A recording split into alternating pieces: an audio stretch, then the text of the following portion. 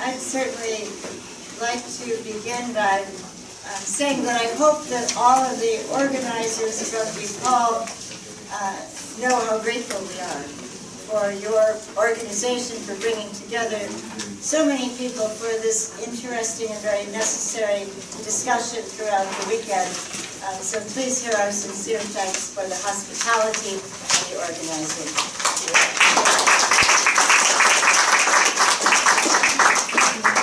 My name is Kathy Kelly. I'm from Chicago. You can probably hear the twang.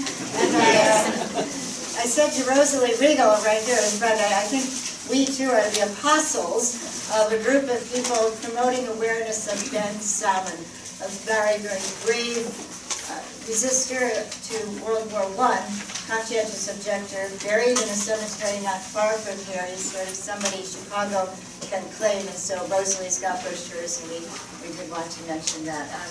You know, in our world today, it's almost as though the wars are like brush fires.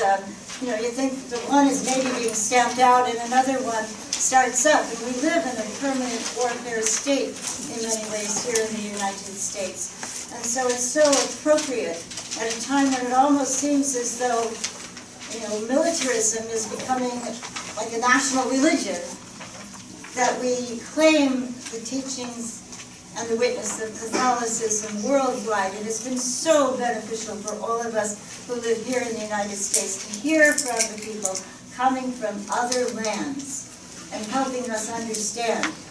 What our two speakers this morning will show so clearly that it's often the women who bear the brunt of war and yet are not invited to define the peace.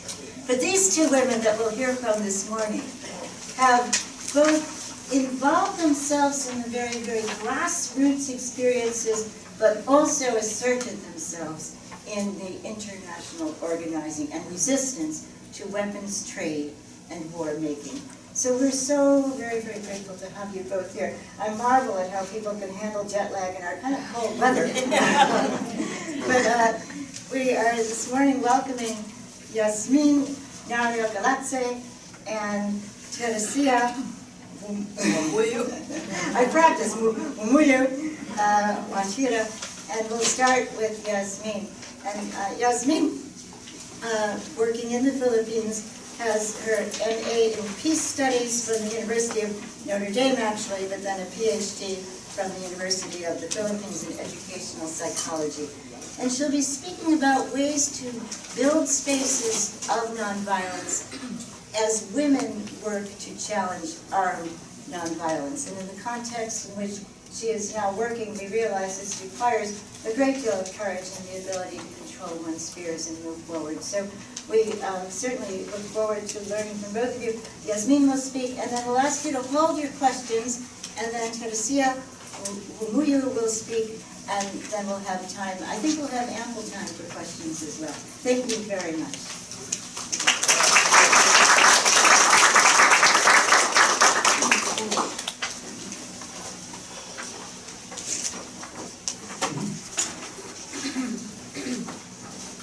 Good morning, everyone.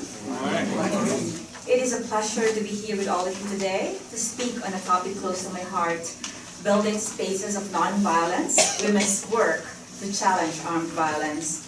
I will speak about what we do at the Center for Peace Education and Pax Christi in Miriam College, an all-women Catholic college in the Philippines. Allow me to define a couple of terms that I will use enormously throughout the presentation. First is armed violence. The Small Arms Survey has defined armed violence as the intentional use of force aided by weapons, actual or threatened, against a person, group, community, or state. Between 2007 and 2012, over 500,000 died from armed violence. Throughout my presentation, though my presentation will speak much of women's initiatives to challenge armed violence, it is important to restate what is known to you, that women is not synonymous to gender. Gender does not refer to biological sex, but to socially constructed ideas and range of characteristics associated with man, woman, and others. It is important to speak about gender as our constructions of masculinity expect men to be protectors and warriors. So look at our gender constructions of men and women on the screen. So if you're a man, there's the socially constructed. The social construction is you're tough, powerful, you're logical, you're competent, you're an aggressor. If you're a woman, the social construction is you're weak, helpless, emotional, you're a victim. So what do you notice about our gender constructions of guns and the previous slide? Indeed, how society has constructed man has made weapons synonymous with masculinity. So these are the gender conceptions of weapons. It's for security, it's a symbol of power, it's for protection, it's a status symbol, it's for defense, it's a symbol of authority. So owning a weapon and aggressive behavior have become equivalent to being a man. Hence, men are the primary owners and users of weapons, and often the perpetrators of armed violence. They are also the primary victims of armed violence. There are many known causes of armed violence: political, economic, cultural, situational, but not many have examined gendered causes. Cultural norms, constructions of masculinity expect men to exhibit power, dominate over others, take control, and exert physical strength. Women have contributed to cultural conditioning that equates masculinity with violent behavior, encouraging their boys and men to fight or show force as they are boys or men. Why are you crying? Fight back, you are a man. You would hear also women say that. So women, in the face of armed violence, are normally viewed as vulnerable and victims. Women from armed conflict areas back home have reported experience of multiple burden when men are or die in battle. You can see on screen other experiences reported by women in areas of conflict and violence in the Philippines. Look at these photos on screen. What do you see? What do you notice? Men. Okay, so yes, men wage war and die in war. Men, because they wage the war, negotiate the peace. So you can see there a photo of men negotiating for peace. They dominate the public space and make the decisions in nearly all matters that relate to peace, security, and the life of the state.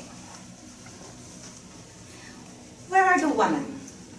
No, they are not always the victim or the vulnerable. Back home, they have served as negotiators, mediators, evacuation center managers, relief operations coordinator, when there is armed violence. However, their peace work is referred to in passing and receive little or no support. In a study made by UN Women recently, women make up only 11% of heads of states, only 8% are in peace negotiations, only 3% sign peace agreements, when women comprise 50% of the world's population. Their unique experiences and perspectives, hence, are hardly taken into account in matters of peace and security.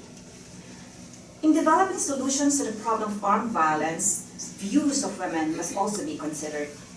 Hence, the adoption of UN Security Council Resolution 1325 that mandates member states to include women and increase their participation in the different tracks of peace processes, in conflict prevention and in peace building, has been positively received. But this by us. Why develop solutions to armed violence? First, it is a practical alternative. The $1.7 trillion spent for military purposes in 2017 could have been used to deliver the most basic services for the world's poor. Approximately half of the world's 7 billion population live in poverty. As well, it is our legal obligation to the community of nations. We are signatories to imported human rights and disarmament conventions and treaties. But our motivation in building spaces of nonviolence is not simply rooted in practical and legal reasons. We do so because it is an ethical imperative. Rejection of violence, non-killing, and non-harming are strong teachings in the Catholic tradition. When Peter drew out his sword and cut off the high priest's servant's right ear, Jesus instructed him to put his sword back. In Isaiah, we are taught against war, of peaceful settlement of disputes, and of converting our weapons into food-gathering implements. Love and reconciliation, rather than retaliation, are at the heart of Christian teachings.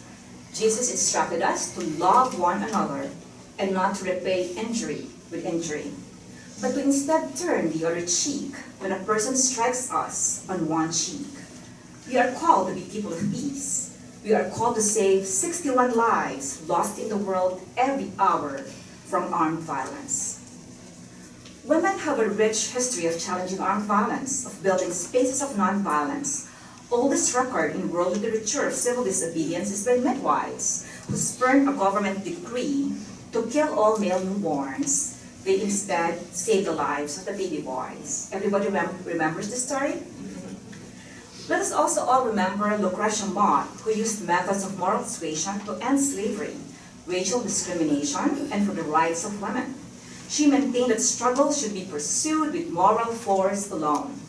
Many of these women abolitionists believed that Christian principles and the struggle for justice and peace are one and the same.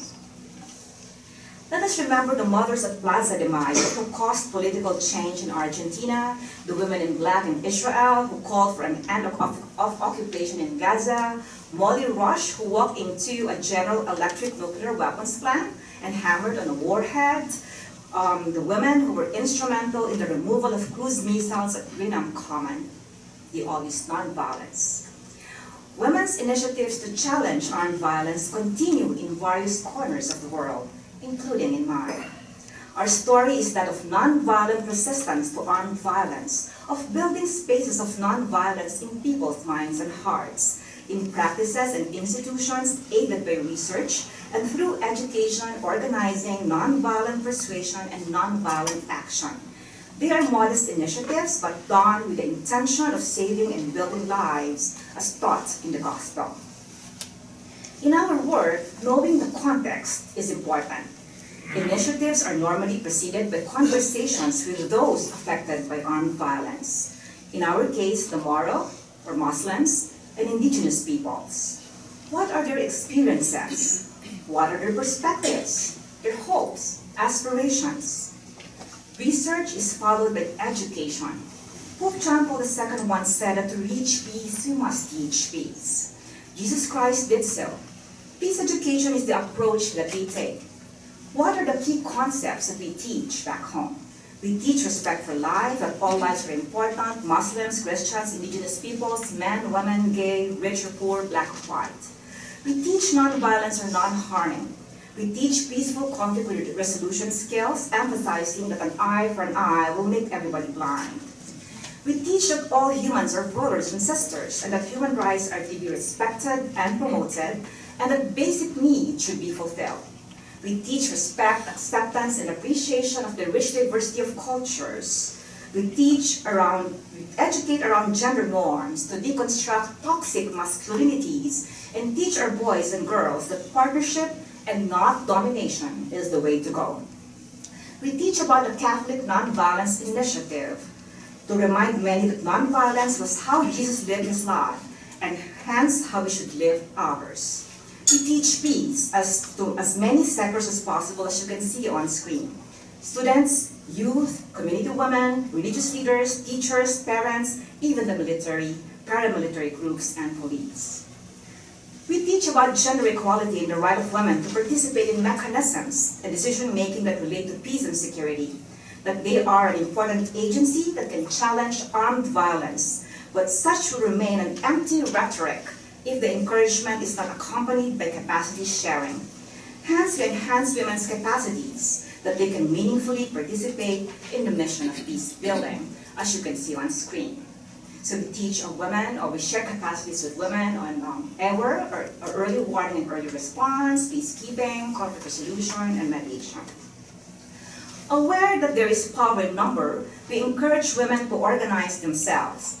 This photo on screen, on the left side up there, is a photo of women in Abra, a province known for intense political violence, especially during elections. And there was a time that we gave them a training on, small arms control.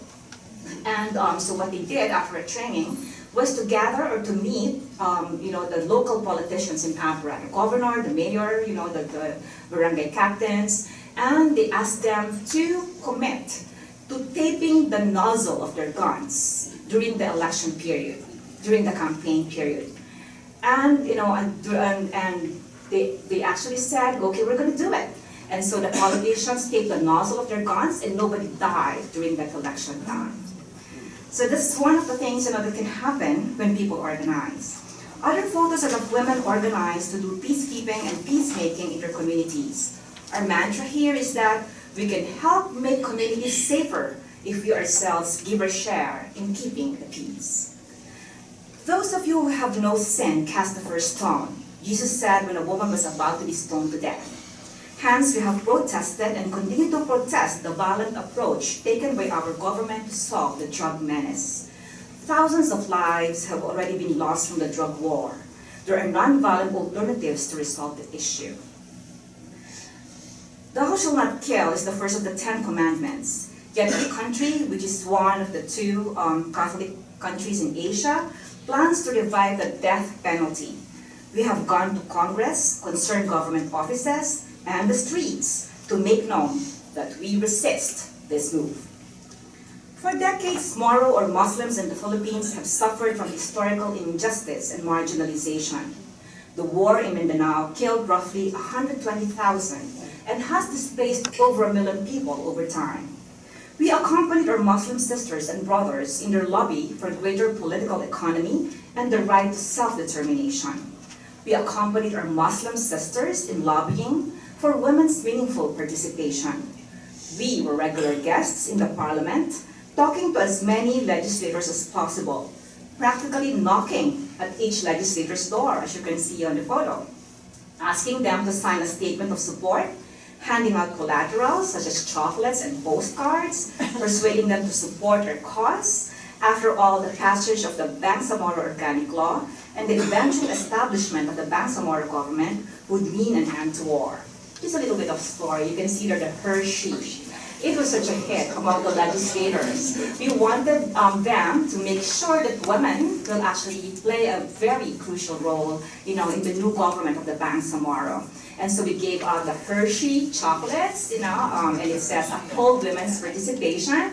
And then in the quantity, what's the nutrition information, we said 20% of women in parliament, 30%, in the cabinet, 20%, in the judiciary, so 100%, women's participation to make, a more peaceful government.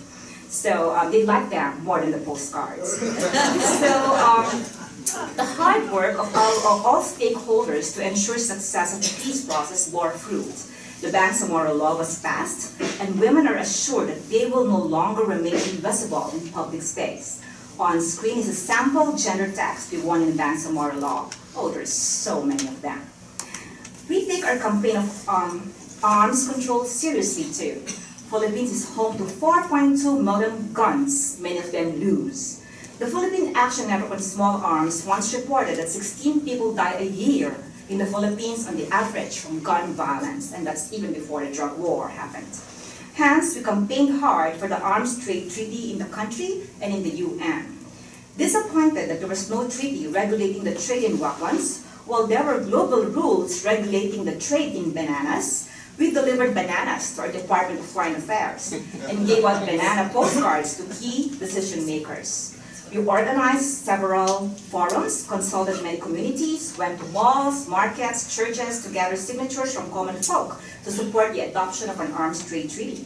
We even got priests to discuss gun violence in their Sunday homilies, went cheer dancing in front of the Department of Foreign Affairs to get their attention. And there's like a little story that I wanted to share. We learned that the Asian Parliamentarian Union was going to have a meeting in the Philippines before, the arms trade treaty diplomatic negotiations. And so we told ourselves, let's find a way to get, to that meeting.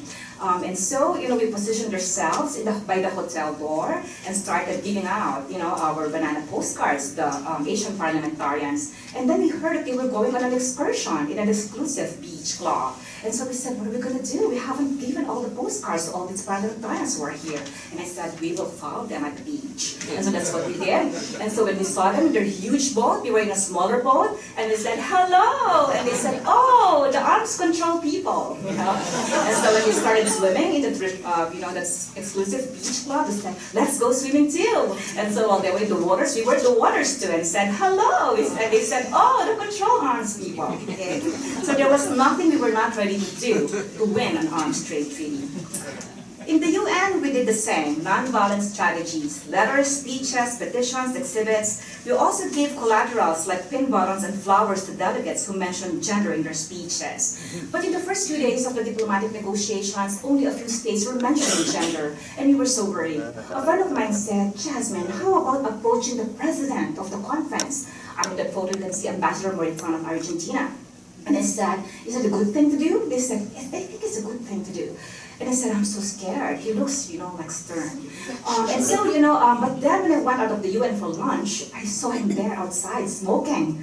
So I said, maybe this is like, a sign from above. And so I approached him and said, hello, Ambassador Moritán, I'm Jasmin, I'm from the Philippines. Yes, he said. Well, I was just like thinking, how possible is it to include the gender language in the arms trade treaty? And he yelled at me and said, you do not talk to me about that. If you want that language in there, you have to talk to our delegates. I said, okay, thank you very much, sir. So and I left. But then, at the back of the conference, at the back of the UN conference room 4, we were there, me and my colleague from the International Action Network on Small Arms, and each time that state would mention gender, we would go, whoo, from the back, of the conference room. And I didn't realize that he could see us, from the front. And so, after a while, somebody approached me and said, hello, I'm Rachel Stoll, and I'm working for the president of the conference. And he said, yes. And he's asking, what sort of language do you want in the arms trade treaty? I'm like, oh my gosh! I said, and so I gave out the language that he wanted, in the text. The next day when the draft paper came out, the language was there. Yeah. And it never left. The language that you will see in that was something that was given by us and from IENSA and the Control Arms Network. So you have to have a lot of courage to do that. And thank goodness no one's heard us. As earlier discussed, men have generally been raised to equate guns with power, domination, and control. Masculinity is often defined through the possession of guns. This contributes to the normalization of these weapons, which have enabled and sustained armed conflicts and various forms of armed violence throughout the world. This is why in our campaign against gun proliferation and gun violence, we attempt to show the link between gender constructions of masculinity and gun proliferation and violence. We bring the issue to light during Wear Orange Day, during the Global Week of Action Against Gun Violence, and during the 16 Days campaign against the elimination of discrimination against women. Pope Francis saw the gender aspect of nuclearization, positing that we cannot be held captive to military force and the parading of stockpiles of arms. In a statement on nuclear arms, he condemned not only the threat of their use, but also their very possession. We are doing our share in the Philippines to raise awareness on the urgent need to ban the bomb. Exhibits, seminars, forums, visits to legislators' offices. We have marched against the bombs and have haunted a bank investing on these horrible weapons of mass destruction.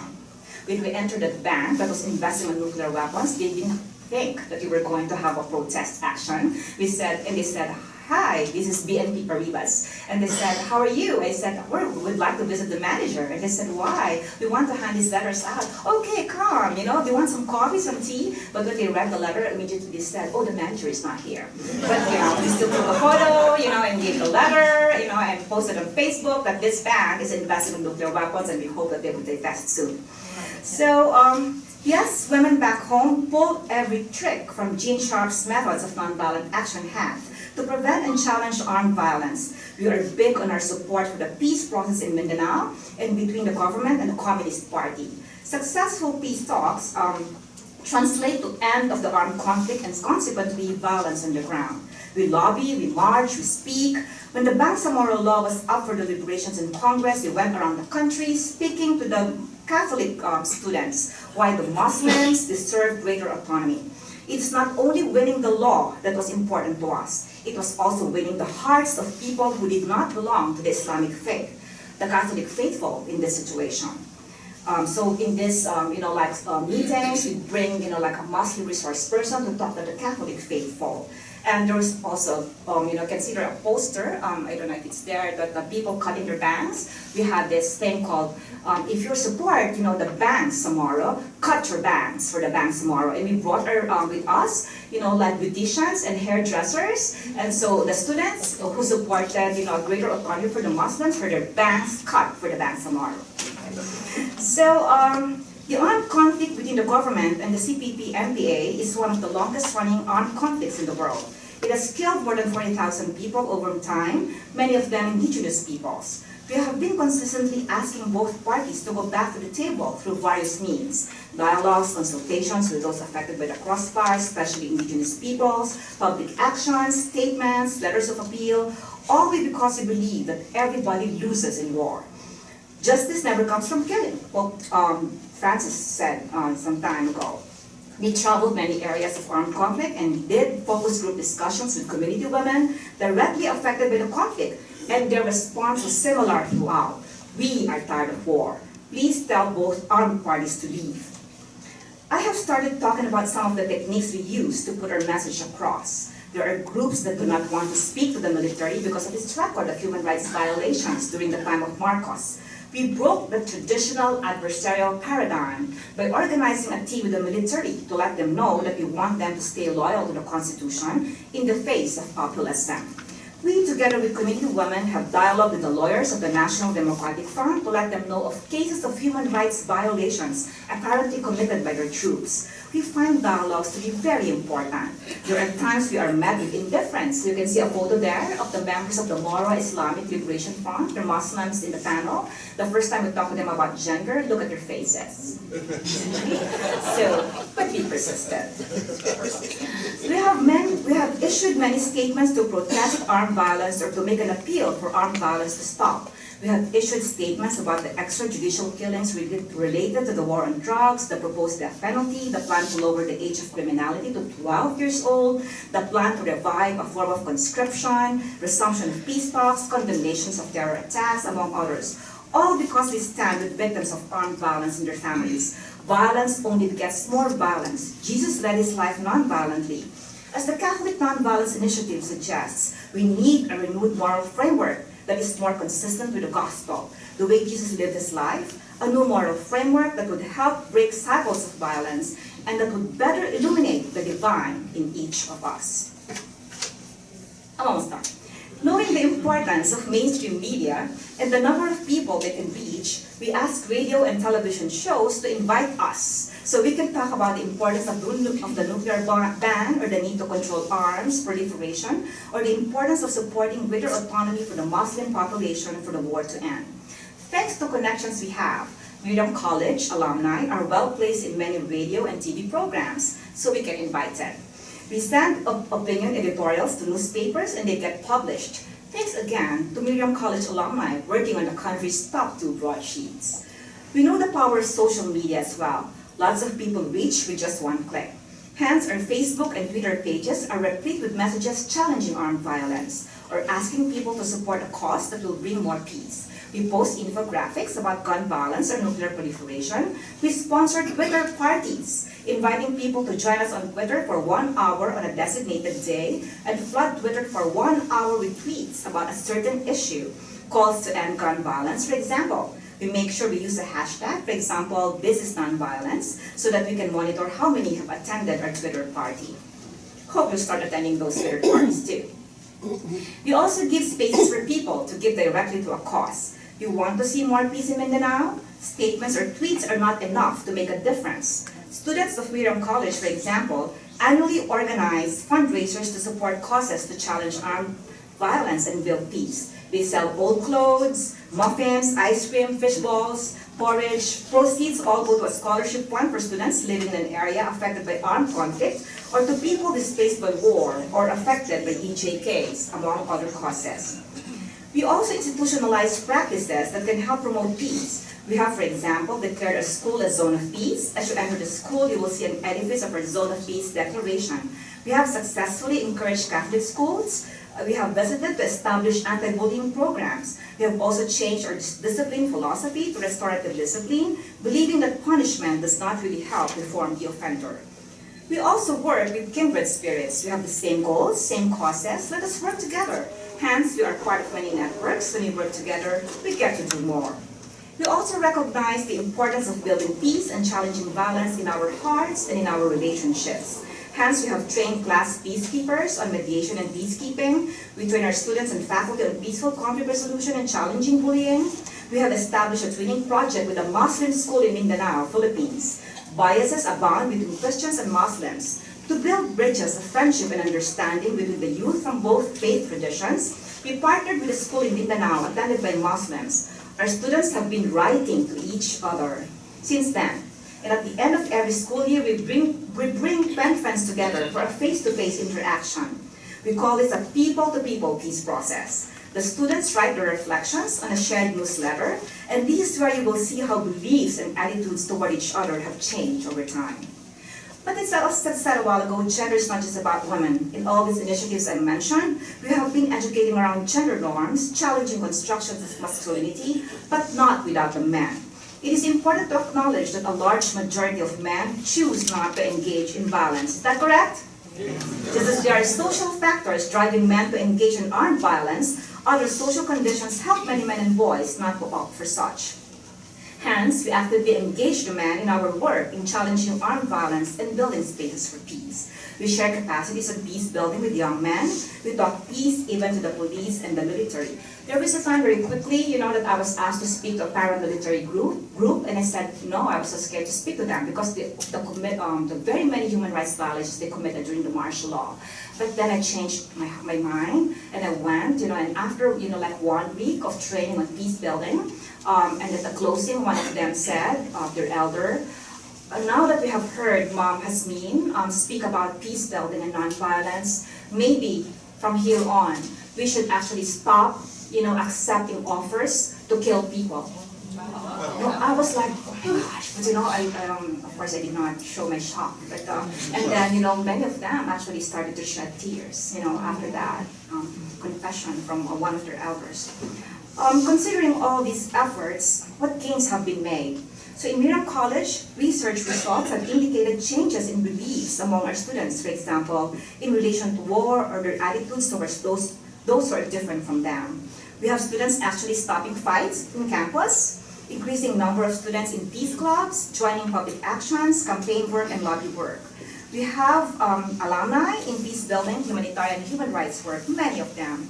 We have inspired other schools to declare their schools as zones of peace or establish peace education centers. We have inspired other schools to develop anti-bullying programs, inspired community women to believe that they are not secondary citizens, motivating them to run for public office. And indeed, some of them threw their hats into the election ring and won. We have inspired the creation of grassroots peace organizations working for conflict prevention and resolution. Our engagement with communities and other sectors have also helped get women to be part of councils of elders, which for centuries did not have women members. We have helped develop a national action plan on women, peace, and security that would ensure women's meaningful participation in leadership and in peace mechanisms and processes. Local governments are now legislating women's participation in governance. The Bangsamoro Law has very many provisions on gender equality and women's participation. And in the global front, women and men together helped win in the UN 2 treaties. The Arms Trade Treaty, which regulates the sales of arms to ensure that they don't land in the hands of those who will use them for atrocities, and the Nuclear Ban Treaty, which now prohibits states parties from manufacturing, selling, deploying, and acquiring nuclear weapons. These are modest gains, but loud in their message that nonviolence works in preventing and stopping armed violence. Hence, we call to the church and other institutions to dedicate resources to nonviolent approaches in building a culture of peace. Let us all remember what Pope John Paul II had told us. Violence destroys what it claims to defend, the dignity, the life, the freedom of human beings. Let us choose life. Let us choose nonviolence as a pathway to just peace. Thank you very much, everyone.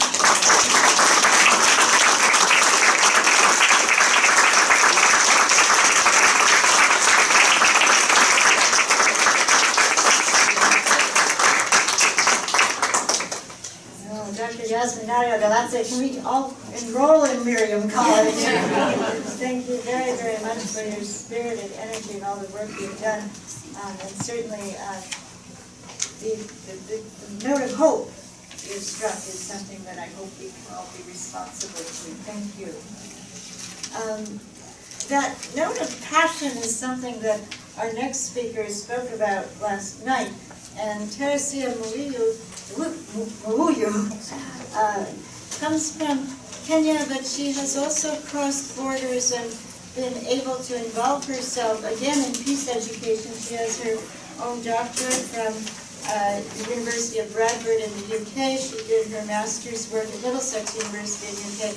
But my impression is that much of her own education and learning came from teaming up with groups trying to deal with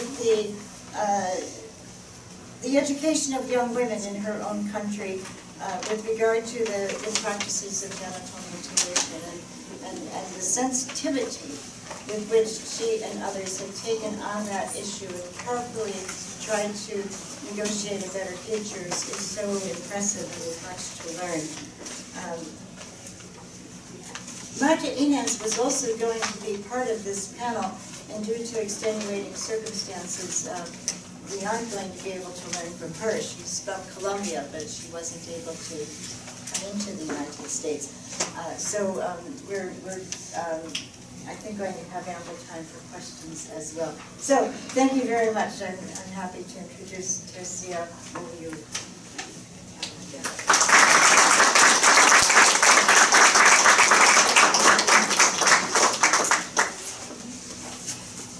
I think we need a break. And to actually take in what Jasmin was saying, and as I take you to Kenya. You see, we are moving from the Philippines to Kenya. So I need to bring you in your mind to Kenya. So I'm just going to put a Kenyan cloth and the flag. Yeah. So I just want to welcome you to Kenya. Yeah. Your first trip, so that when you come, you not get a culture shock. Yeah. So, can you sing a song? Yes, you will sing a song. We have two Kenya, more than two Kenyans have to put the number.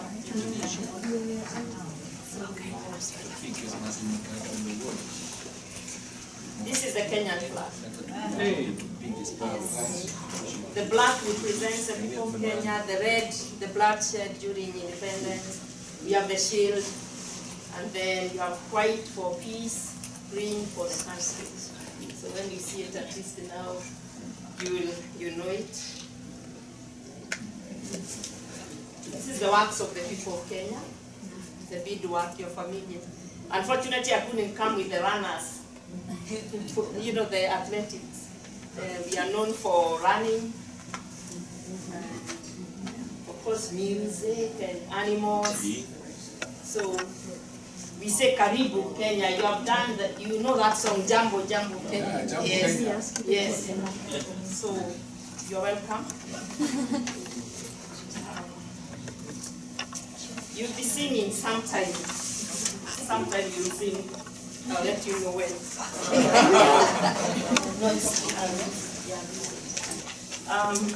As you can see, I've chosen the theme, come to the fireside, put away your sword.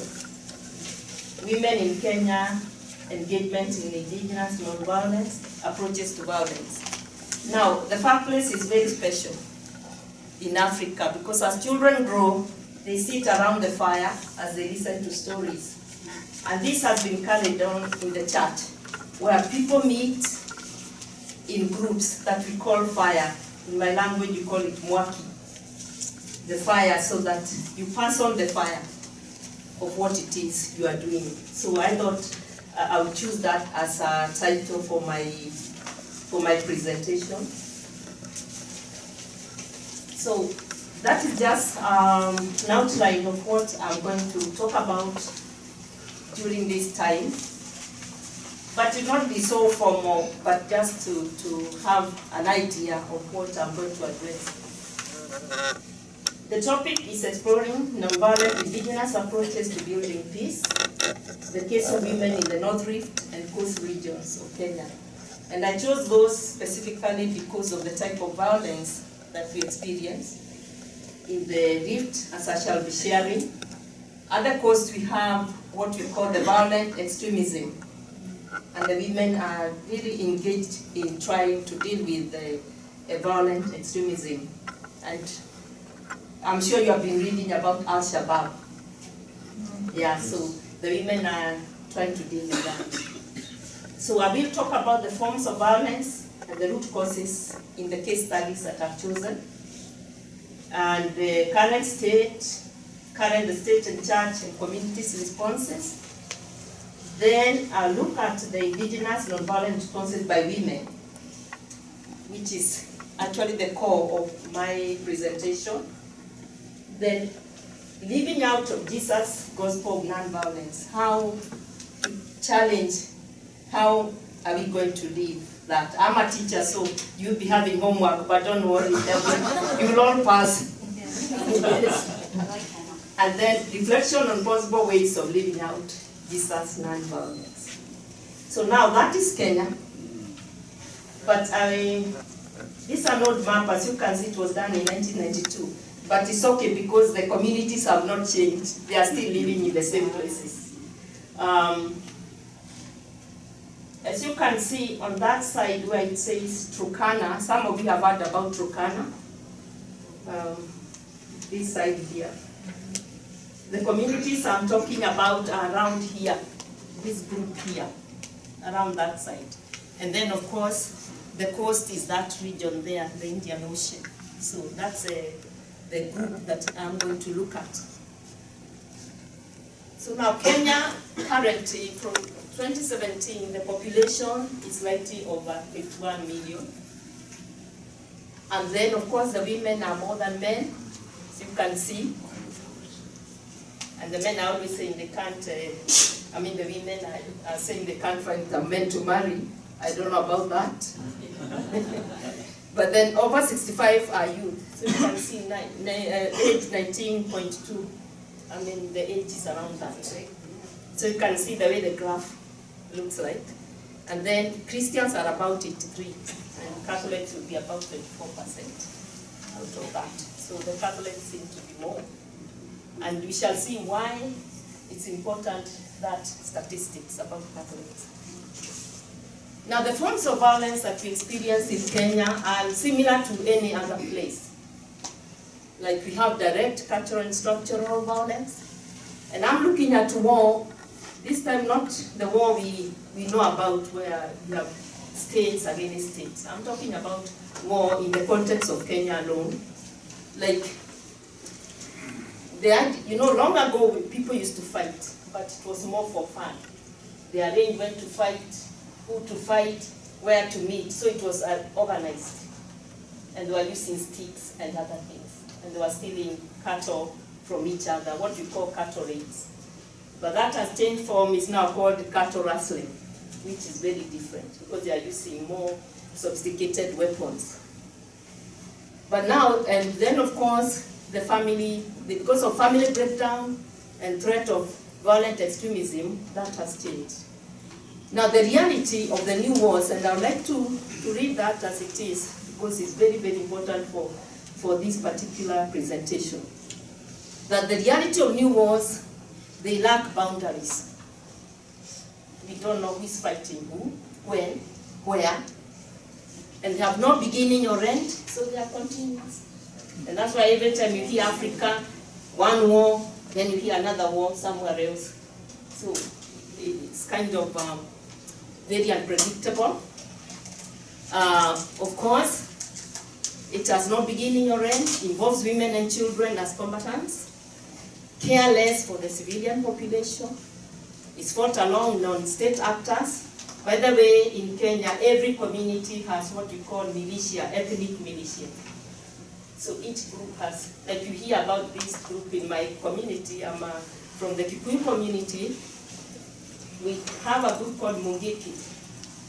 But another group, another ethnic community will have their own ethnic militia, and so on. And you know what that means when you have ethnic militia. So the wars will continue. Because remember, militias mutate, and normally they go underground. So you only need to start a fight and then they come on. And that's why you, like in Kenya in 2007, you saw the violence begin very fast. And people wondering, what's going on? Kenya has been peaceful. It's because of that. So these militias are not formed in a day. They are already there, but they are mutated and they are underground.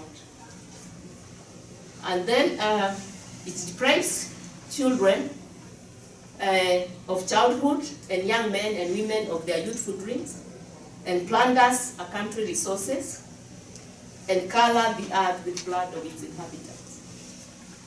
You know, you always see about, look at Rwanda situation, thousands died. In Kenya, we had 1,000 dying. We hear about South Sudan and so on and so forth.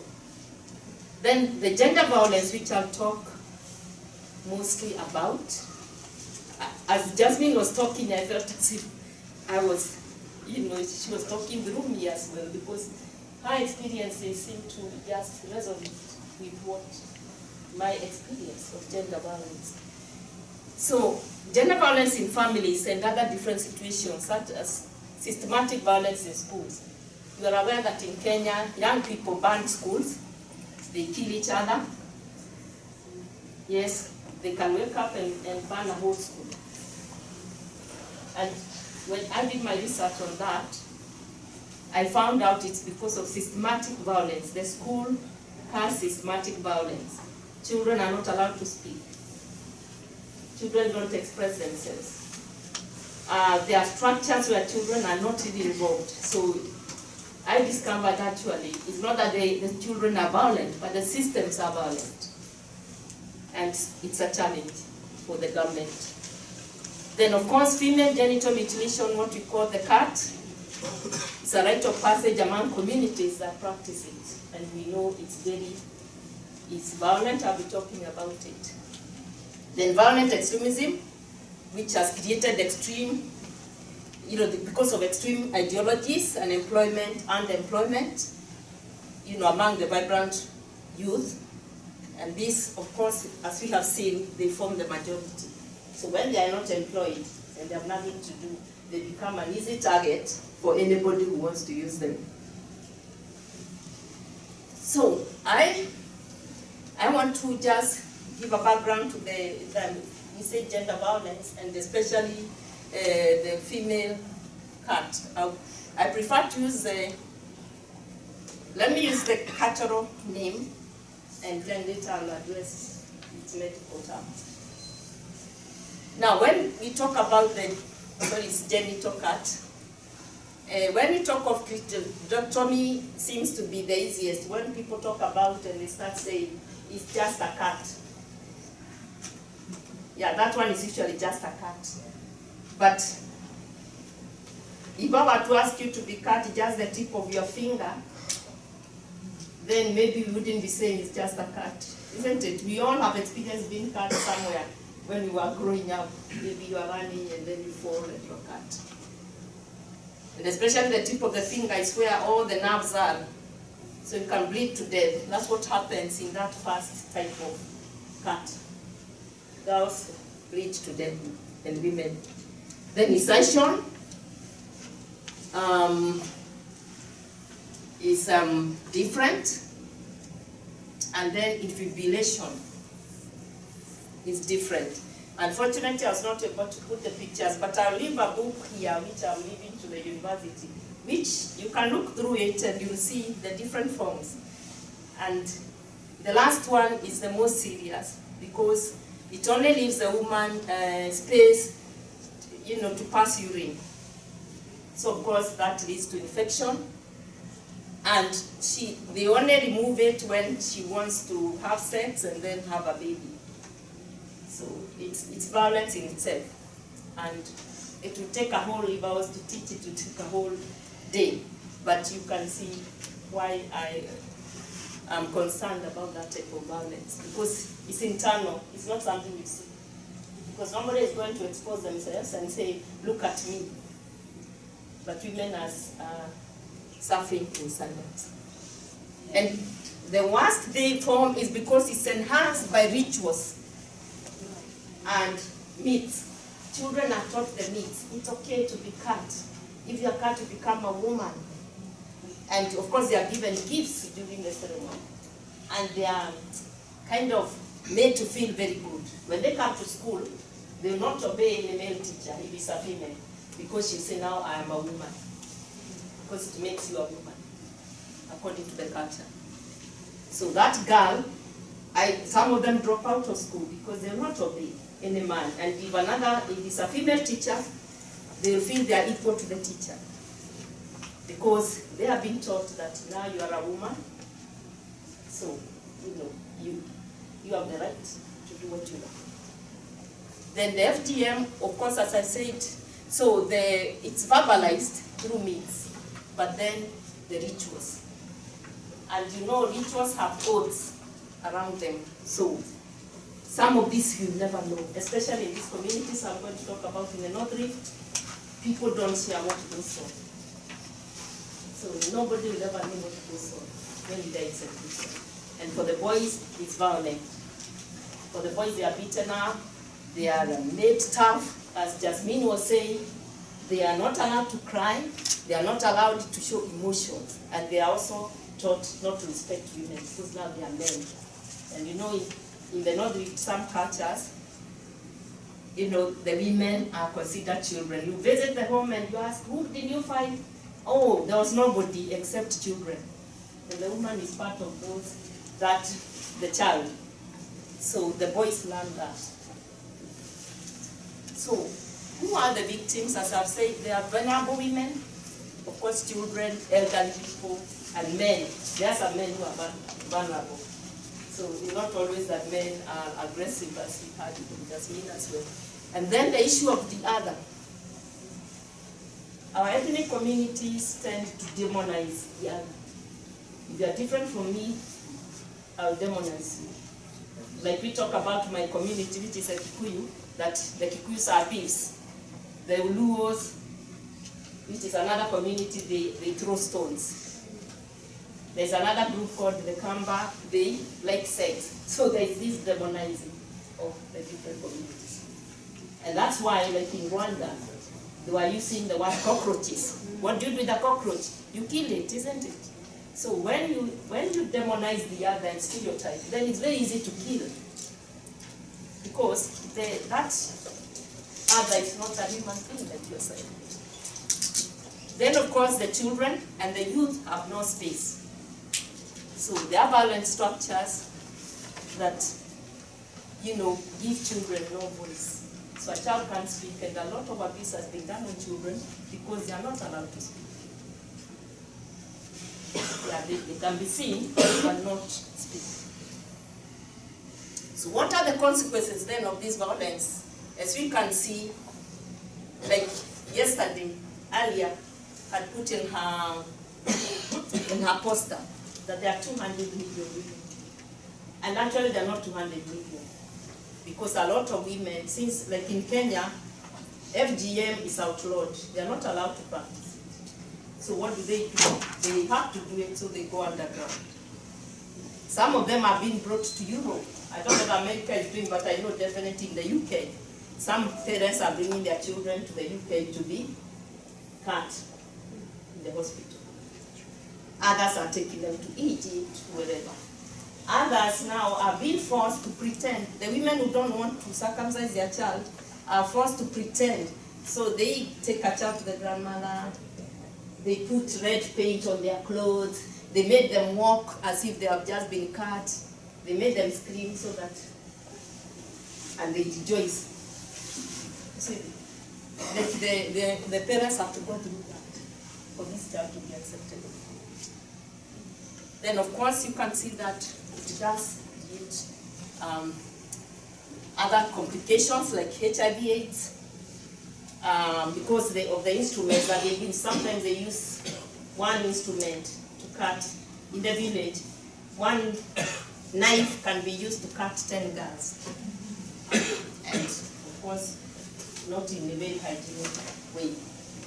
And then, of course, when they are circumcised, they early marriages. You know, then also depression, because some of these children, you see, when they are cut, they are not under medication, you know that. They are taken to the river to numb them, and then they are cut. So it's not medication. So some of them experience trauma and depression.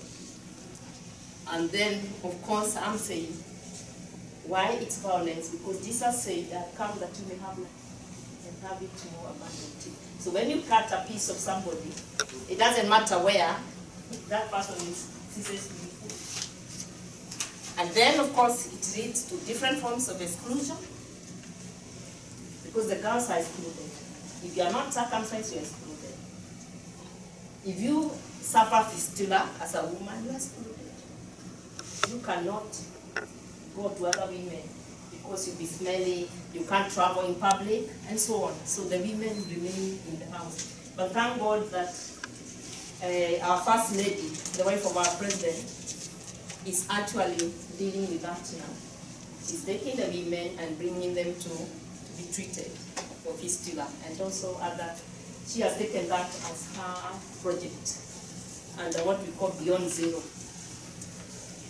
Now that just gives you an idea of where FGM is practiced in Africa. So you can see it's across most of the places, but down south and a bit of north, they don't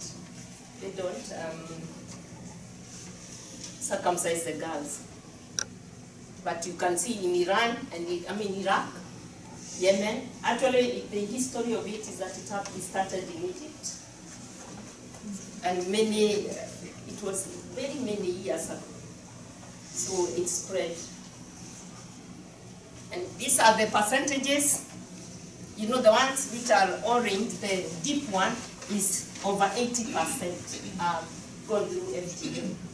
And in Kenya it's 50%. Kenya is 20, this is Kenya, yeah? So it is over between 26 to 50%, but I think it's higher because, as I said, we don't see. Some of these are hidden. So what are the underlying root causes of this violence? As you can see, is cultural beliefs and values and norms. Then feminization, what actually Jasmin was talking about, feminization of peace and masculinization of violence. You know, where women are considered that it's okay. Women are peaceful, they are naturals, they are everything. So that culture creates that division of women being very peaceful and whatever, and the men being very violent. So it creates, during these rituals, the men have to be very tough. And of course, when they get married, they become very tough as well. And so we perpetuate violence in marriages. Then, of course, systems of forms of patriarchism. And, of course, the negative stereotyping. And, of course, the education system. And there I wanted to add the church. Because our church is very patriarchal. And if a woman goes complaining to a priest, obviously you are told, you know, it's okay, stay there, everything will be okay. Because of, the church mirrors, they are mirrors the society, I think. And it's something to think about. Now, current approaches to, you know, the violence, how they are dealing with the violence. In the traditional, they are kind of giving the knowledge through oral literature. Children are taught how to respect, how to take care of themselves, and so on. And then, of course, in the schools, we have the peace education program and peace studies in the universities. And then in Kenya, also, children are taught the national goals. You know, and the national goals carry those values you can see there: love, peace, freedom, unity, respect for people, and so on. And then for women themselves, because I'm interested in the women, that's also in my talk, The women actually are meeting and doing some projects among themselves where they feel they have safe spaces. And of course in the church, as I said, we have the small Christian communities. They advocate and lobby against all forms of gender violence, and of course the country does affirmative action, and so the women are building on that. You know, affirmative action means they get more spaces in education, maybe they are taken with lower grades, girls get lower grades than the boys they are taken, and so on. So there is that in the government. So what are the challenges? Of course, is the values that are passed wholesale, whether they are negative or positive. And then, of course, the state and the church is trying to address these violence issues, but of course, it's unabated. It doesn't seem to end. And then, of course, the Catholic Church, the moral framework is not actually addressing. And as I have put there, the hierarchical style of leadership mirrors the society. And then, of course, despite the church's tradition there, it's not in line with Jesus' gospel, it's actually the opposite. The traditional teachings of the church on war, kind of, it's not in line with Jesus' gospel. So, this is where I want to concentrate on the indigenous nonviolent approaches. Now, there is this, I want to move, that belt there is used by this community. The women wear that belt when they are given birth to support, to bring back the womb in position, but it's also as protection from having fights with the husband. Yeah, so if she's wearing, the husband cannot come near her, so she can continue wearing if she really doesn't want a lot of noise and conflict. But this is one type. This is called the birth belt. It's different.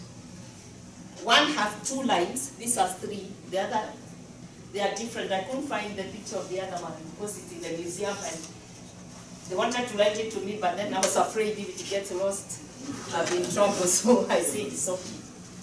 Now, let me go back to explain this. The first one, they are calling like ketit or legetit, or leketio, is that one I'm talking about, supporting for a source of birth control. Because so long as the woman is wearing, the husband cannot approach her to have a child, another child. So she can stay as long as she wants with it. Yeah, and then the war of controlling relationships. If she really doesn't feel she's ready for this man, noise and all, she can put it on. The second one is the peace belt, worn by women. If they want to support their young men to fight, they will wear it. If they refuse to wear it, the men cannot go to war. And they cannot force the woman to wear it, and they can't touch it. So women can use this second to stop the men going to war. If they didn't feel the men, when they go to war, they are going to die, they will not wear it. Yeah, so it acts as deterrence. Now the song and dance, that first one I have not added. Women sing for the warriors when they win the war, but they can also refuse to sing. And if they refuse to sing, you see, then they will be getting a cattle. So it's the woman is in control. And of course, when they sing, they meet in the evening, they support each other, they educate each other, they educate the dance, the young women. So that's their way of passing on knowledge. And of course, in the space where they can talk. The power of the spoken word in this community. If the woman says you don't go to war, the sons cannot go to war. Because she gave birth to them, so they believe if she says you don't go and you go, you are going to die. So the woman has a power, but I don't think she knows the power she has. Then because she's the one who gives life, refusing to obey her is kind of saying you choose them. Then we have seen that, for example, in the coast region, it's the same. The women speak. So the coast and the rift, most of those I've talked about it is in the North Rift, but at the coast the same. Like if they tell the boys, I don't want you to go to join these groups, Al-Shabaab, they will listen because the mother since she gave birth, she has authority. Then, after the rite of passage, only the woman can open the last gate for them to get to go to. So it means the woman has more power actually than the man in the African culture. But the women, I think, haven't embraced that. So, and of course, the salient way the women influence the men. Like if they tell the man, don't do this, the man will not do it. But he's not going to come and tell you it's a woman who told me. He will pretend he's the one, but actually it's a woman. If he says, look, I don't want you doing this, you won't. But the Turkana women is the opposite. They're actually very empowered. They are the ones who make the decision. They are the ones who decide that this man has become a man, from boyhood to manhood. They are also the same ones who will feed them in the bush, so they are able to know when they are ready. And they are the ones who keep the weapons. So if they don't want them to go to war, they cannot give them the weapon. The Turkana woman, that is, you remember the map? Then women, we have in some communities, the women diviners. They define that there will be war or there will be war. So if they see that there will be a war, then they act as our early warning. So they can actually decide, we are not going to allow you to go. I hope you are with me. Then, of course, in today's context, if we use that, then we can use these women for early warning signs of conflicts. Then women, of course, are the lifeline of the clan, because they immortalize the clan. Because when a woman marries, she goes to the other side. And therefore, if she were to refuse, then there's a kind of cut, you cut the link. Therefore, she acts as the one who unites communities. So if she can use that strength of uniting communities, different ethnic communities, then she will have created peace in a society. Then cleansing ritual, I'll just talk quickly because I was shown of the time. Now, if a man goes to war in these communities that I'm talking about, he has to be cleansed when he comes back. But some men don't want to be cleansed. So the woman will refuse you to enter the house because they believe even if you didn't kill, you may watch somebody being killed. And killing is actually not acceptable. So when they kill, they have to be cleansed. Otherwise, they believe that will carry on in generation. And nobody wants a generation of blood, children that have blood in their hands. So it's really a discouragement of war. Then, of course, the indigenous nonviolent approaches to the cat. What you saw earlier, right yesterday, our project, we have actually, we say zero tolerance to FGM. We have put that at our gate of the building. So anybody coming in, they see zero tolerance to FGM, written in big letters. Then, of course, we give the girls the Christian initiation experience. So we teach them, we say, we carry on the traditions, but we don't allow the cut. The girls come and they are taught whatever they were taught traditionally, like this, to know their bodies, how their bodies function, to kind of bond with each other, to kind of have a mentor, because in the rite of passage they had mentors, so we give them that opportunity for mentorship, but we don't allow the cut. So, and as you can see here, the 13 to 15 years old is when the circumcision takes place. So that is, if you link it, is with confirmation. So we teach the girls, we prepare them for the rite of confirmation in the Catholic Church. Instead of having the cut, we kind of teach them how to be adults in the Christian way. And these are some of the things we do with them. We educate them about human dignity, self-respect, love, rejection of violence. We teach them about their bodies, how the bodies function, We explain to them the rights, and we demystify the myths. And then care, respect, and uniqueness of each one of them. In fact, we say, beautiful as God made you. We show them a video of beautiful as God made you.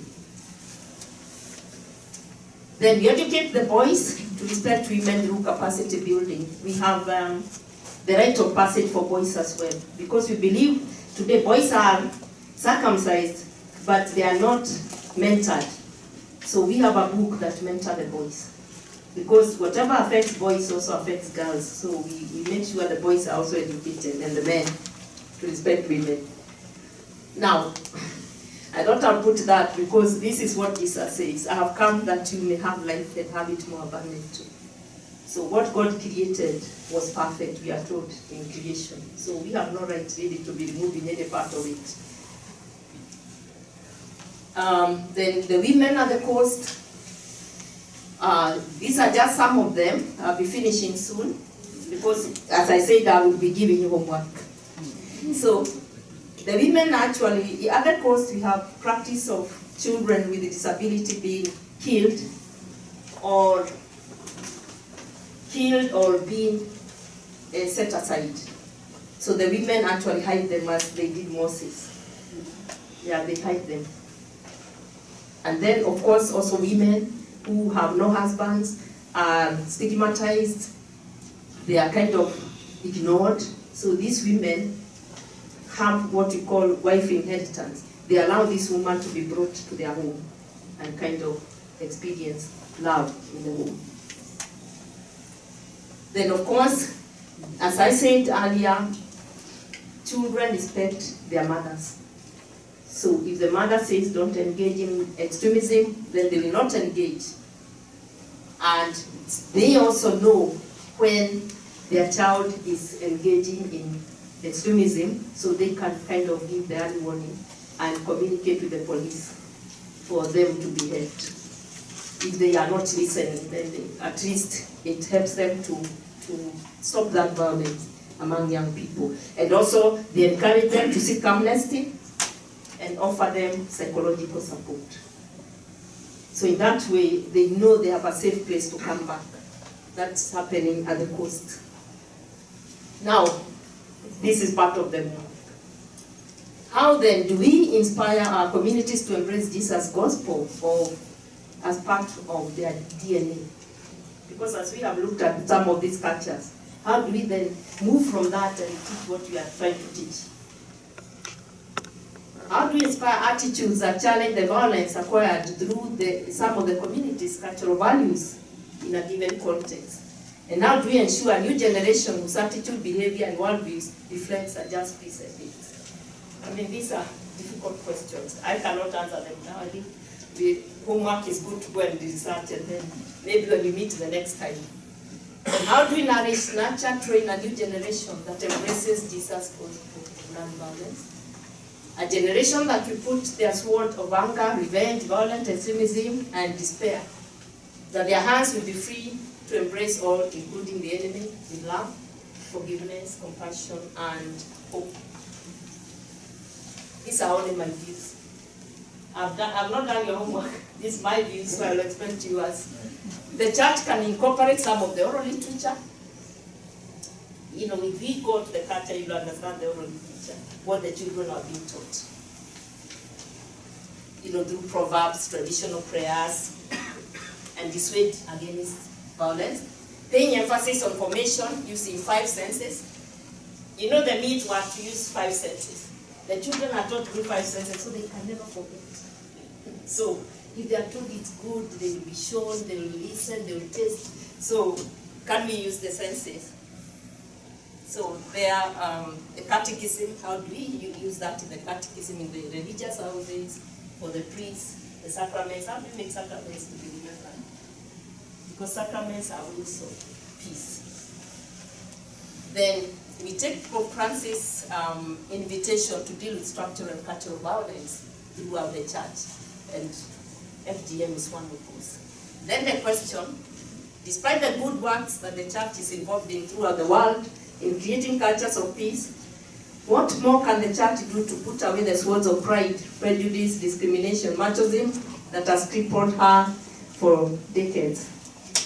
And I think those of the other gender will resonate with that.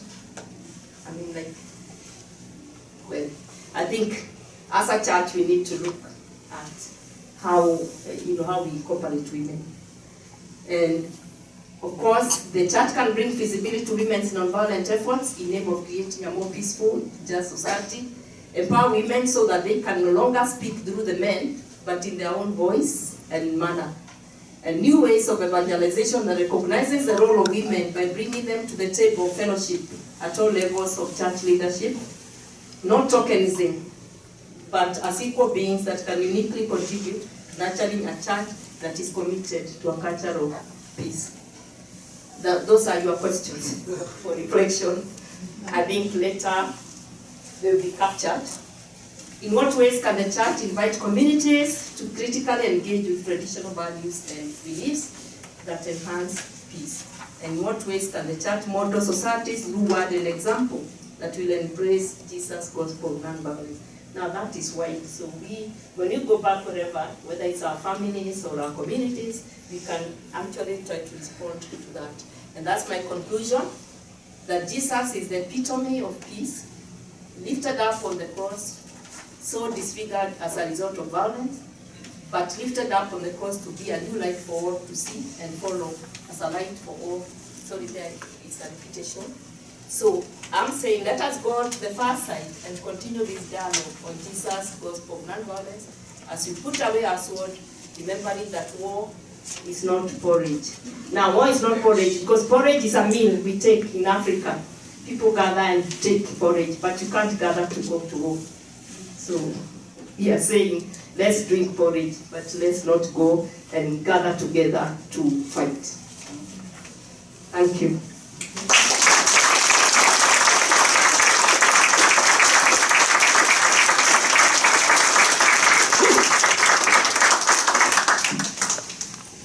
Well, thank you, Dr. Teresia Wamuyu. I hope that your sisters of Loreto community and you will know how much we have to learn from you. Thank you very, very much. We have time now. I'm just going to check with her until 11 o'clock. So there is a microphone, and we encourage everybody to use the microphones. And I'm actually going to ask Jasmin and Teresia also to use those microphones, because some of us are getting older and we can't hear them well.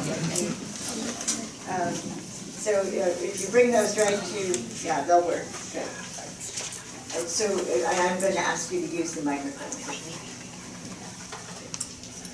And those of you who wish to ask a question, to line up, and forgive me for not knowing everybody's name, but maybe if you could introduce yourself before you ask your question. Hello, I'm Maria Clara Pinguno from Brazil. I thank both of the speakers for those so beautiful and challenging and strong presentations. I would like to make some comments, and if after that you want to react. In my country, feminicide is raising very much.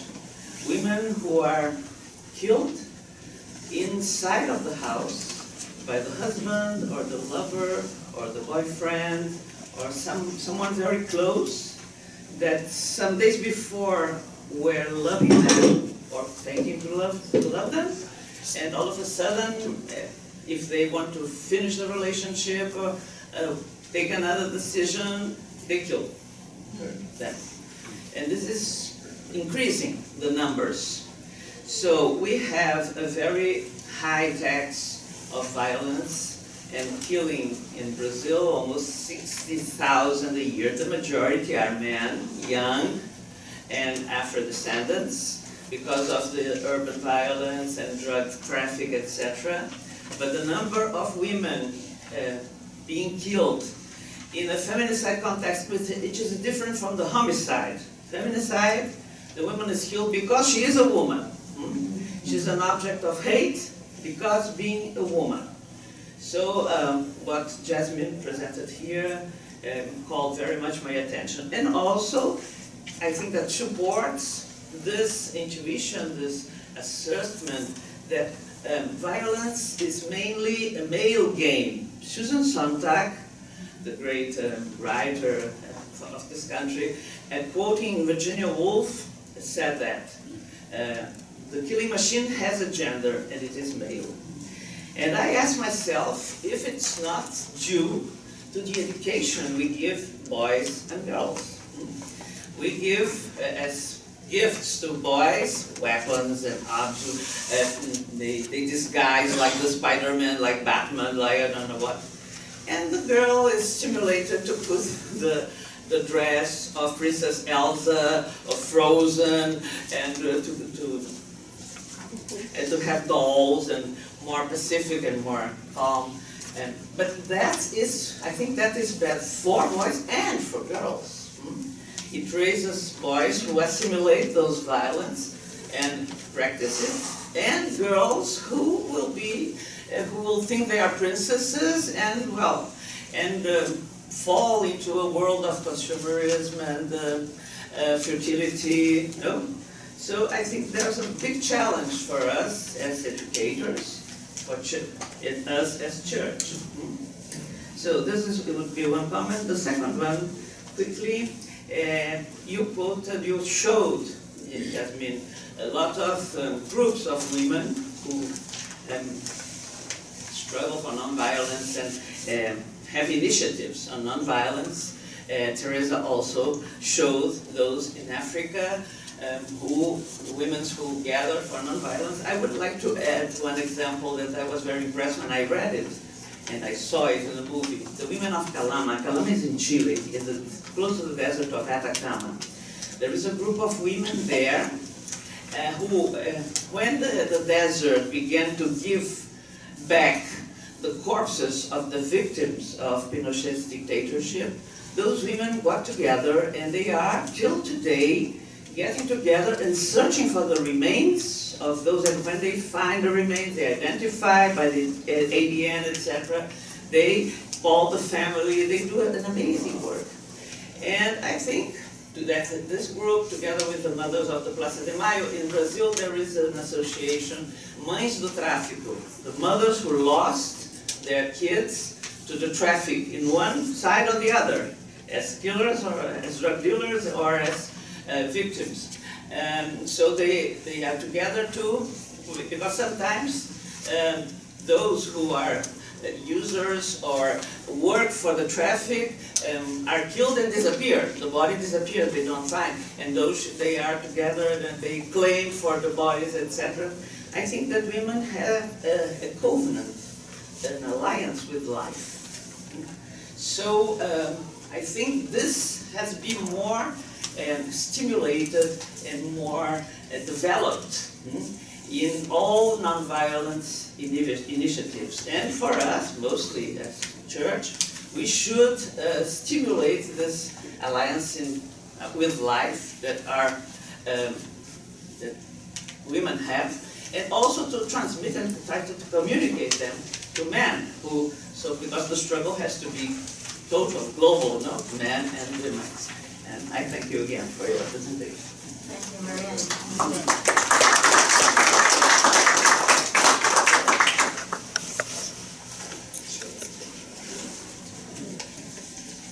Thank you so much for that. And we are yes aware of the large percentage of victims of intimate partner violence in Latin America, as well as femicide, targeting women simply because they are women.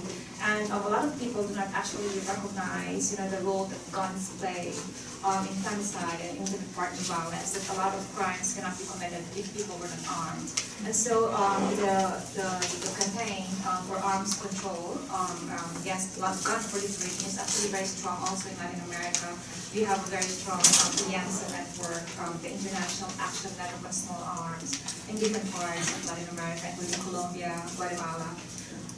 And so, educating is very important. I agree with you. So peace and gender education, are key, to raising, our boys to be, to become very peaceful boys. Because it's really actually society that constructs, masculinity. So, so if it's society that constructs it, then we can actually deconstruct and we can reconstruct. So it's really in our hands. So for example, when I had children, and I have 2 boys, well they're men now, during their baptism and on their 1st birthday and 7th birthday, I explicitly wrote in the invitation that people who come should not give war toys. So there's like a no war toys please. So nobody gave them war toys, and so they grew up not having any war toy. So and in schools, like in grade school, we already have like a bury war toys projects. So then the boys realize that having of those toys can actually reinforce aggressive behavior. So, and I'm glad knowing about catacombs, and I'm going to research on that. So thank you, sister. Yeah, thank you for your comment and observation. Actually, it's the same in Africa.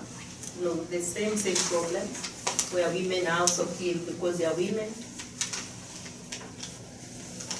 And the way you have pointed out, education is key, because it's really like re-educating. Like looking at the culture, I think we need to go and understand what is behind the culture, this practice, so that we can deal with it. Because without understanding the culture, then we cannot actually deal with some of these problems. For instance, now when a boy is taught, like when the father leaves the home, the young boy who is maybe 6 years old is told, now you are in charge. You see, so they learn to respect the mother early enough, because if he's at 6, he's in charge, and the mother is already maybe 50. So the boy is being told, this woman is under you, you don't respect her. So I think if we re-educate our children, and then also as a church, re-evangelize. Like we pick those cultures that are kind of diminishing or excluding women and give them a new interpretation. So I think that's the way to go. Like educate differently instead of reinforcing what is already there in the culture. And that of course means us removing our shoes like Moses and realizing you are walking on holy ground, because understanding your culture means you really have to kind of step back. And in fact, if I can use this word, maybe, what is it I want to say? Something like, it's like you are removing your clothes and kind of making yourself vulnerable, so that you can understand what is at the root of these cultures. Because some of them are very deep, and you can't just understand by visiting your one occasion. It's really immersing. Yeah, the word I want is immersing yourself in that culture, so that you have to kind of deconstruct some of these ideas that people said for many generations. Thank you. I'd just like to add just a little story I want to share with you of the power of raising people differently, of the boys.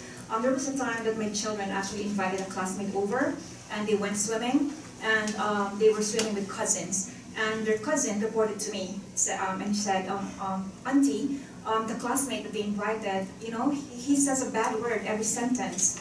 He says F, in every sentence. And we were like so worried, and my niece was just so worried. And so I spoke to my boys, and then I met them in the evening. I said, your cousin reported that this classmate of yours, said an F word in every sentence, that his statements were interspersed with the F word. And then my boys looked at me, and one of them said, Mother, why are you worried? That's not how you raised us. I thought that was really wonderful. Ladies, I'm interested in hearing you discuss your methods of how you're communicating with the women about the messages that you're trying to get out, the different ways you use to communicate with them. Usually what I do is give the women space.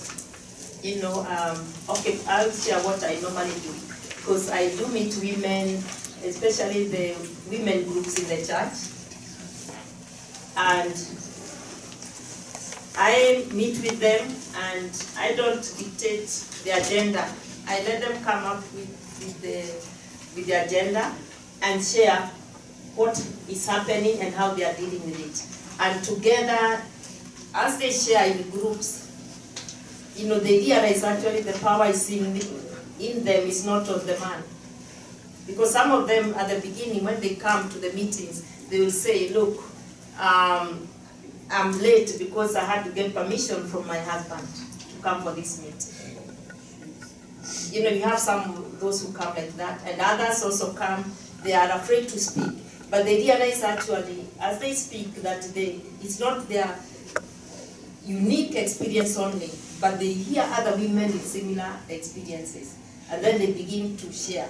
And as we continue with these meetings, you begin to see them having more courage the next time. You just find that, in fact, some of them, the husbands come and collect them when they are finished the sessions. So you begin to see something has changed. And what I try to encourage them is give them, since I'm in peace, teach them how to communicate differently, you know, to assert themselves, but not using violent ways, but they can assert themselves. So they're able to speak without going through the man. Because often at the beginning, they kind of, they're not expressing themselves, but expressing themselves through the husband. Even when they come to, like when I was the principal of a school, when they would come with the husband, she would say, let him speak. And I'll say, no, you speak. You see, so when you do that, then they actually have a lot to share, but because they have kind of been taught to speak, the man is the one in charge. But when you tell them, no, you speak also. And then they begin now to have courage. The next time you will see that they are kind of at equal space, both of them. So I think it's, for me, is giving them a space where they can express themselves, because we don't empower anybody. According to me, we don't empower, because the power is in the person. It's how to capture that power in this person. So I don't kind of show that I have the knowledge. I let them kind of experience where that knowledge is, and I find that works. It's very much the same with us. So we have conversations. That's really very important, especially, you know, I'm academic. Of course, we're probably thinking, oh, it's like, you know, like top to bottom approach, not. So we know that when we converse with the community women, it's really a conversation. And so when we do capacity sharing, we talk about their experiences first. For example, our topic is conflict resolution. Then we have someone from the Indigenous community or the Moro community or Muslim community to talk about, you know, conflict resolution in the Islamic tradition or conflict resolution in the Indigenous tradition. So this is very, very important. So it's sharing capacities, and we also share our experience. So in the end, you know, we do a synthesis. You know, what here can actually be used by all of us. So this is really important. And also we do rehearsals, because, you know, we're encouraging them actually to participate, you know, in public space. But if the confidence is not there, you know, it's difficult. And so we do a lot of public speaking rehearsals, and they get so excited about that, because we rehearse, you know, and all of us, you know, get to comment. So that's very exciting. But I want to tell you that it's actually risky also on our part. There was a time that we visited a community, and because we wanted to speak about women's participation in a very conservative community in the South, and well, but we managed, you know, to get in there. And when I started speaking about 1325 and about women's participation, you know, I was interrupted by the mayor and said, "Excuse me, why are you talking about that here? That is against our religion." And I'm like, "Oh, okay." And he was really angry. He was red in the face. And so my response was, well, look at, you know, some of the officials here, they're women, so how come they're here? And he said, and that is what my complaint is in the first place. They should not have run for office, because women are supposed to be at the home. They're not supposed to be in public space. And he was just so angry. And the women, you know, started to shed tears, you know, the women officials, you know, in that group. And then, you know, I was like, of course, you know, trying to be as composed as possible. And because there were like 40 bodyguards outside with long arms, you know, and I was so just, I wanted to be very careful, you know, because I would be dead meat, you know, like in 1 second. But fortunately, you know, the Lord is with me. You know, there was somebody who raised his hand, and it was an imam, a priest, you know, a Muslim priest. And he said, Mayor, I think you are wrong, he said. There is nothing in the Quran that says that women can actually not participate in leadership. There was just like this thing that women before, in ages past, that they could not, because leaders then were mounting horses. And because, they get pregnant, they could not mount horses, but that's not the thing anymore. So women are not forbidden to be in public office. And the mayor was trying to tell him, cut. But the imam, continued speaking. So, it's not really very safe, but, we have to have a lot of courage to do that. So we go to the communities and also face all those risks. Thank you. Good morning. I have more of a comment than a question. And you ladies have been addressing the issue of violence in your respective parts of the world. You are visiting one of the cities in the United States that has the highest rate of violence. And it's something that has troubled me for a long time. But I think some of the ideas and actions that you have shared this morning can sort of motivate us. Because one of the things that has bothered me throughout this whole last 10 years is, where are the mothers? Why aren't we in the streets daily demanding change? So we have a new mayor, and she met with the police chief last week, and they're going to start addressing the issue of how to contain violence in the city. I would like to be hopeful, but there are too many guns out there. And if we don't get the guns out of our city, we don't stop the illegal sale of guns, and close down some of the gun shops, we're going to have this problem continually. And so sometimes, too, to placate the ignorant masses, they'll put out statistics like, oh, violent crime is down 10% in Lawndale. Well, it is. Nobody lives there anymore. You can't have crime wherever. It's vacant lots and the houses are all boarded up. So last comment is, I was part of a group of women, and we were trying to mobilize women and it just seemed like it didn't really go anywhere. And so I walked away. But even though my kids are not here, every mother in the city of Chicago, every mother in every urban city has a stake in what's happening to our youth. And so I'm motivated, and thank you guys so very much, and keep up the good work. Thank you. Tell us your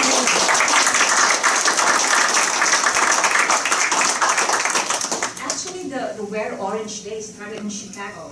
When Haida was shot in 2013, her classmates wore orange as a tribute to her. So since then, even in the United Nations, they have been actually commemorating that day.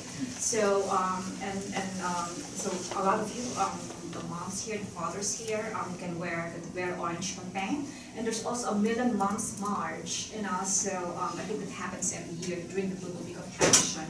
So of course, all of us can, attend that and show, the spokesman that, Thank you. We need to march every week. Yes, we need to march every week, not just in June.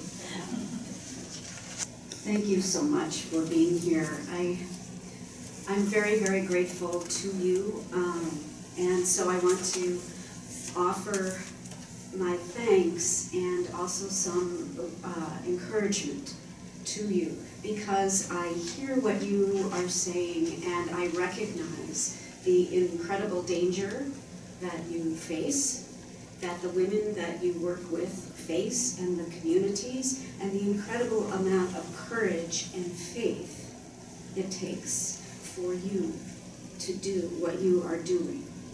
And as a person who lives here, a few blocks away, actually, please know that you are in my heart as you are, I'm sure, with everyone here.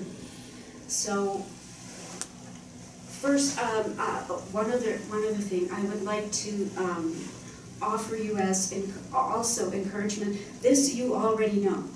You speak about the gospel of Jesus and nonviolence, and I lift up to you Jesus and women, and the example of Jesus and the way he treats women, because we do not talk about this in our church. We do not hear about it. We do not. It is not preached upon. We do not lift out the example of Jesus and how he treated women with respect, with dignity, how he saw women how he spoke to women in the Gospels when it says he spoke to women. And it's a shock. It was a shock then, it's a shock now. So he speaks to you, and he sees you in all of the women in what you are doing. And I also feel that the more we can lift up his example in how he treated women, the non-judgment, the recognition, the seeing, the listening, the asking questions, what do you want? One of the greatest things that we do not do anymore is read the gospel during Easter Vigil and Easter from John, where he first appeared to Mary Magdalene. That gospel witness has been written out of the rotation of the lectionary, and we have not heard that in decades on Easter. Why? It shows up on Tuesday of Easter week, right? So we never hear in public proclaimed on our greatest holy day that Jesus chose to appear to a woman first. And then he told her to go and tell. And so I deeply thank you for your witness of going and telling and being in the line of gospel witness for the people you are with, for your communities, and for us here. Thank you. I'm noticing the clock, this time has gone so very, very quickly.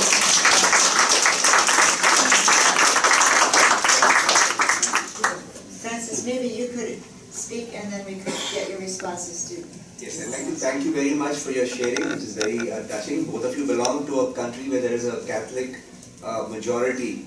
And what's very beautiful, or what's in a way also disturbing, is that the myths, the symbols, the stories, the narratives are those which back up, very often the violence.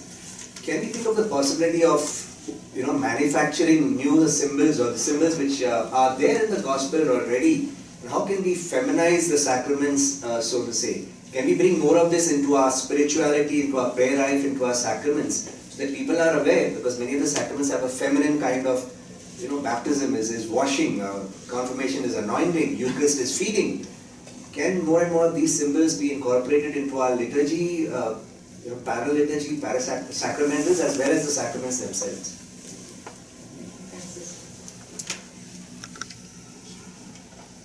Yeah, I think you have actually just captured what it is I was actually asking in the questions. Like, how do we evangelize? How do we have a church that incorporates femininity and all that it means?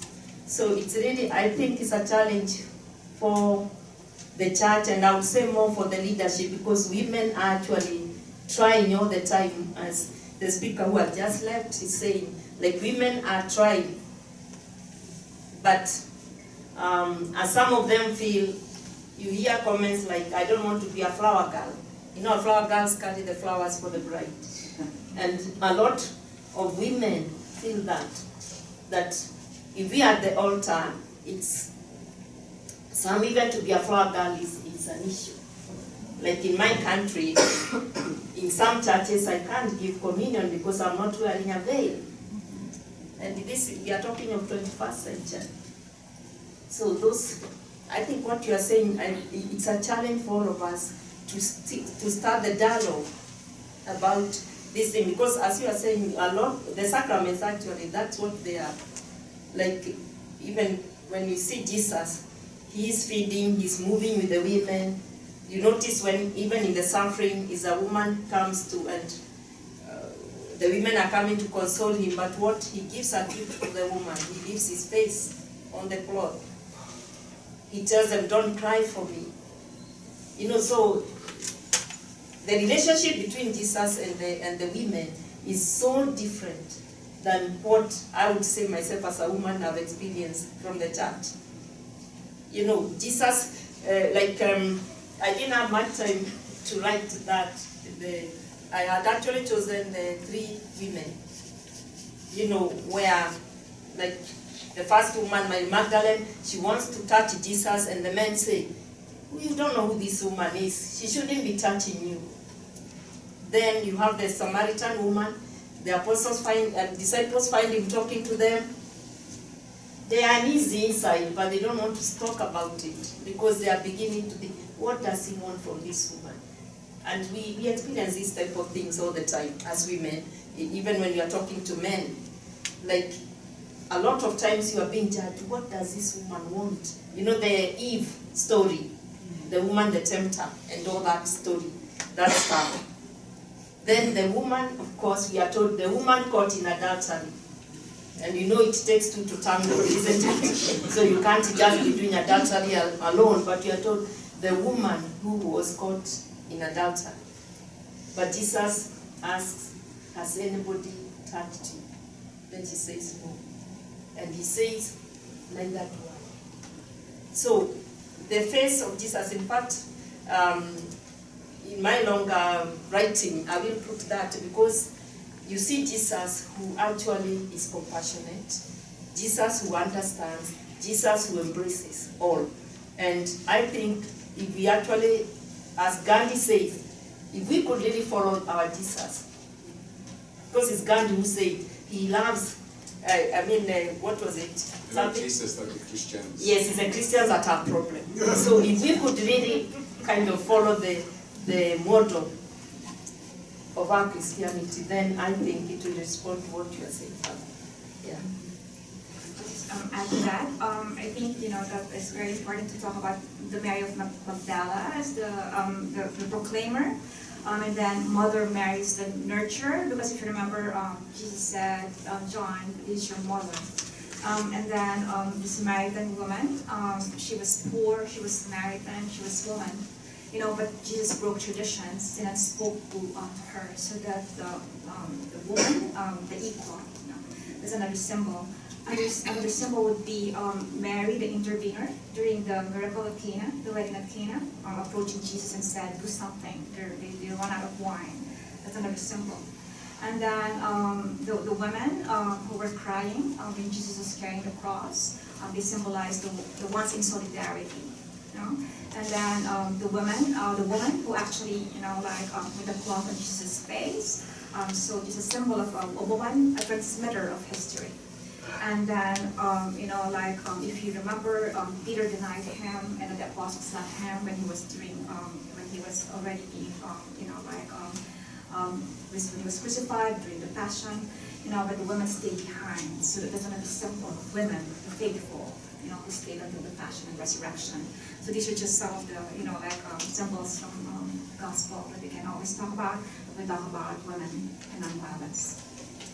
There is a sentence that we've cherished, some of us in the United States, from Robert McGuffey Brown, I believe, the world will be saved by beauty.